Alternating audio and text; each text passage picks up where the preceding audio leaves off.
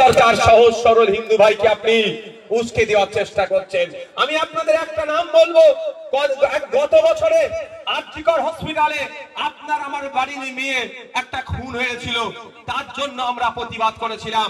আমি জোর গলায় বলবো, সারা পশ্চিম বাংলায় যত রাজনৈতিক দল আছে তারা যত না প্রতিবাদ করেছে, ইন্ডিয়ান সেকুলার ফ্রন্ট, এই মালিক মোল্লারা, শাহাবুদ্দিন সিরাজিরা, বিশ্বজিৎ মাইতিরা, তাপস চ্যাটার্জিরা, এরা সব থেকে বেশি প্রতিবাদ করেছে। তার ধর্ম দেখেনি, তার সাথে যে অন্যায় হয়েছে তার পরিবার নাই পাই যাতে সেই আন্দোলন আমরা করেছি। আমরা কি দেখলাম পরিশেষে সিবিআই মামলাটা টেক ওভার করলো, সিবিআইর হাতে মামলা গেল। ভালো কথা, সিবিআইর হাতে মামলা গিয়েছে, কিন্তু আমি দেখে অবাক হয়ে গেলাম, সে যখন সিবিআই চার্জশিট দিচ্ছে সেই চার্জশিটে তার পরিবার কি বলছে, ওখানে কি ভিড় করছে না?